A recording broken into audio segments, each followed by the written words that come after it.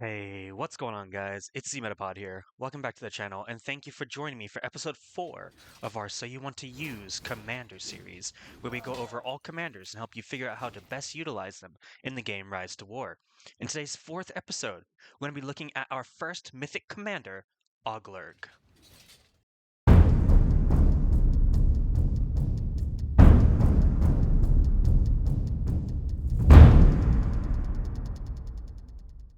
Alright guys, like I said, today's episode is all about Oglurg, but before we start, if you're enjoying this series or any other content I'm putting out, please consider subscribing. I'm trying to hit my first goal of 100 subscribers before the start of September.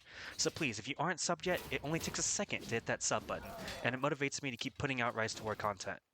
Now with that all out of the way, let's get in today's video about the commander, Oglurg. Alright guys, so as always, let's just hop straight into it with Oglurg's skills. So he's got his typical 4 skills, with the first one being Mountain Orc Leader. So the damage dealt by Orcs, Urukai, Troll, and Beast units in the commander's formation plus 20%. This is modified by commands. For every 100 command, this goes up 3%. So, one thing to keep in mind, this is beasts. This is all beasts, even the good side beasts, for example, Bjornings and Eagles. So, just keep in mind that it's typically only for evil units, but if you have the good side beasts, it will work for that as well. Also, level 5, defense plus 5 additionally when battling on stone land. Good to keep in mind for PvP. Maybe you keep Oglurg more towards the stone land area so that way he can get an extra little bit of defense there for his units. And then at level 10, plus 10% HP. Next, Axe Overlord, his big damage dealing skill. So it does 700% physical damage once to one formation, and the target's initiative is minus 10 for 2 rounds, so that can be good if it hits the right target, along with commander attack plus 10. Next, Grond's Command, one of the more interesting abilities in the game, is it does bleed damage. So it inflicts 150% bleed damage on 2 formations 3 times, and then the target's defense is minus 10 for 3 rounds and can take effect 4 times. So bleed is after the enemy commander takes damage, you're going to take additional damage afterwards. That's basically what the bleed is. All right. And that's great for getting through White Council. Well, for helping get through White Council. It's not going to do it too fast, but it's good to have if you don't have another good White Council cutter. All right. And his last ability is Troll Master. For the first 6 rounds, the defense of the commander's formation is plus 40, and that is modified by the command stat. At level 5, attack of troll units plus 10, and unit defense of trolls plus 10 at level 10. And that goes up by 8 for every 100 command that you have. So you give this guy trolls, he's pretty tanky. But yeah, so these are the skills that he has. So now I kind of want to talk about the ways you can kind of build him. It's really interesting with Oglurg because you can put him on full damage and he'll do okay. You can put him on full troop damage and he'll do okay. You can put him on full tank and he would probably honestly do okay. But I think the best build for him is actually, if you have the right gear, is to go a hybrid build of commander damage and unit stats and basically give him the units to do a lot of damage. So basically how I would go about skilling him, so all of the skills that I do are assuming that you can max out 3 of them. So this would be at respect 10 for all commanders, basically. So that's to assume that you can max out 3 at level 50. So if I was to do Oglurg, I would go into Axe Overlord, 10 out of 10. Then into Grond's Command, 10 out of 10. And then, of course, I would go rest of the points into Mountain Orc Leader here. And that would put that 10 out of 10. I'd have these 3, and then if you had them higher, I would put the rest in the Troll Master, of course, because that extra defense for your formation is really nice. But interestingly, I actually think for purple, I would do something different. But let's talk about the gear we would use for gold here. So first up, of course, we're going to have the Axe of Khazad-dûm. It is the best damage dealing weapon in the game, and it is really good for him. Next, we're going to go kind of more of a helmet that does good unit defense, but also gets some unit attack. So I think the War Helm is probably one of the better ones. You could go the Hunter's Guide as well, for just the troop attack as well for the command, which will help with his tankiness as well. For Oglurg's chest piece, I'm going to go with the Durin's Plate because it gives pretty decent attack but lots of unit defense to keep those units alive longer, so that's good. And then, of course, for the Relic, we want something that basically is going to give good damage, so I think the Palantir is going to be the best option for Oglurg. When talking about purple gear, I actually think you won't get enough damage out of Oglurg with the purple gear, so I'm actually going to say it's best to go full into his troop setup. So I'm going to say you max out the Mountain Orc Leader, you go into Troll Master, And then after that, you want to start putting points. I would put maybe 1 point into the bleed to have those, and then just put the rest in the Axe Overlord for that extra damage for the that. So I would put it in like this. And for purple, we're going to start with the Mirkwood Bow because it gives the most command and the most unit attack. We're going to go with the Trapper's Hood as it gives the most unit attack. For the purple chest piece, we're going to go with the Goblin's Armor. And then, of course, for the purple accessory, we're going to go with the Wizard's Fireworks. I believe I have not really tested him out with purple, but I just think it's probably a better idea to focus more on his troop damage stealing with purples than it is with the unit attack because you can't get his damage up that high because you don't have commander damage to go on top of it. But you can always boost up your units more. So I think unit focusing fully on his ability to do unit damage is the best way to go in that situation. And then as always, the blues and greens will be on the screen as well. All right, guys, now let's talk about sets when it comes to Oglurg's gear. So because he's looking to do damage, we pretty much just want to use the ones that are red. So Flay, Might, Sharp Blade is okay because he's trying to get more unit attack out there. Warcry is not great on him. I would not recommend Warcry. Perseverance, maybe. If you get more defense for your units, you could definitely maybe use Perseverance as well. But I would recommend the main three as Flay, Might, and Sharp Blade. Those are the three I would choose. All right, next let's go into Oglurg's Relic. It is the Brutal Axe, so let's see what it does. So, of course, it gives command. Wonderful for a commander that can do good troop damage. He has commander attack, also good for him. Commander defense and unit defense. And its ability is Raging Command. Increases the damage dealt by this unit's formation's orcs or troll units by 2% when attacking from round 8 onward. This formation's orcs or troll units recover 75 HP each round when defending.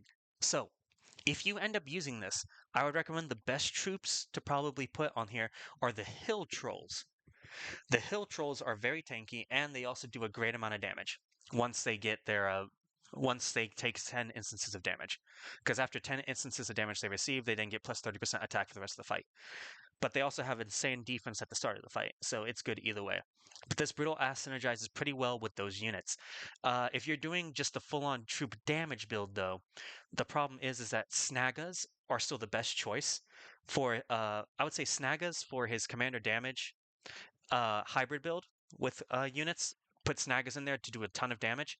But as you can see, this doesn't. Snaggas are Urkai units, so it does not actually get anything from this effect.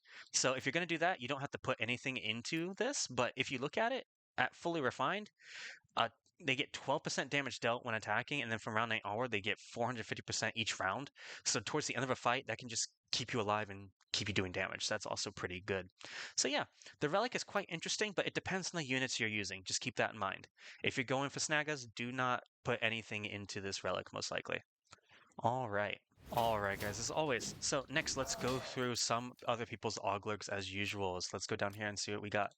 So we want respect +5 to see what we can get. So we have one here where he's got normal units, and this is more of a defensive Oglurg. You're not getting a whole lot of damage out of that. But, oh, Jax Kelly, he, from my understanding, is fairly, well, oh, maybe not here. But yeah, he's going more into the defensive side as well, using him as a tank. So that's also not bad.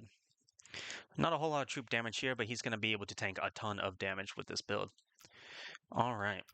Oh, Multiverse. I believe I've seen his Oglurg before. He has a pretty good one. But yeah, he's going into the full damage here.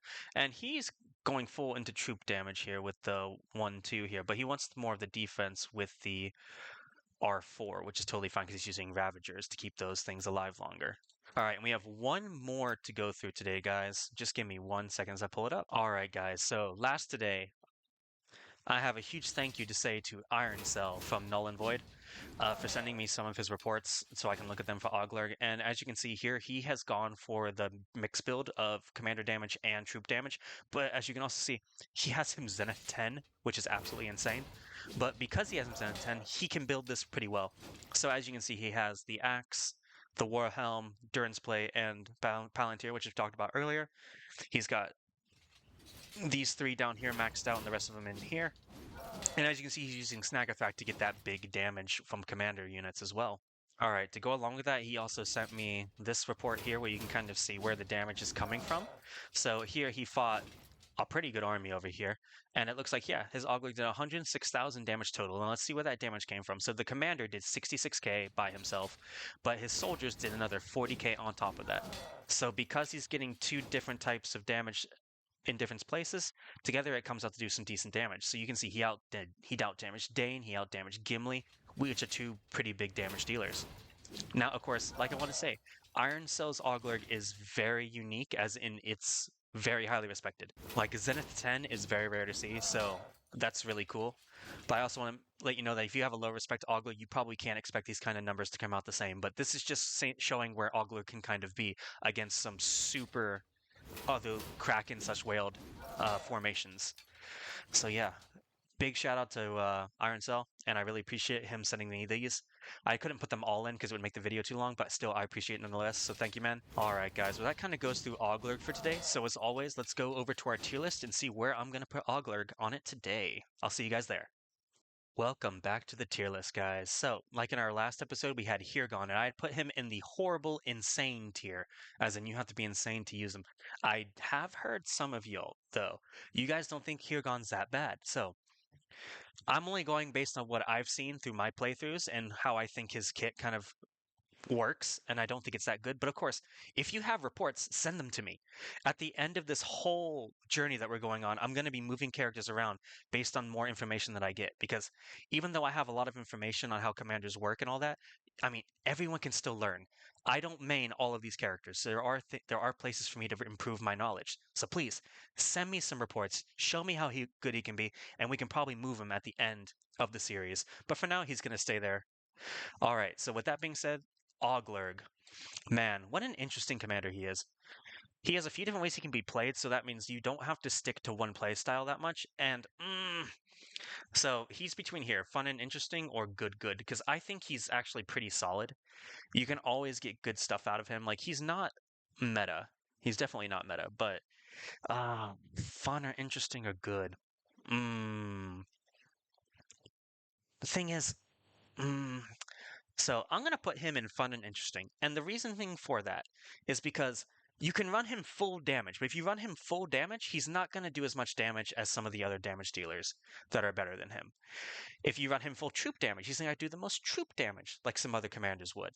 But he's in a really interesting spot where he can do both pretty well, and for that, he's very interesting in my opinion. So if you choose to play with Oglurg, you are a very interesting person and you like to have fun. Because who doesn't love just continuing to be able to experiment all the time? Like I love commanders like this where you can run them many different ways and you can surprise people who might not know what to expect.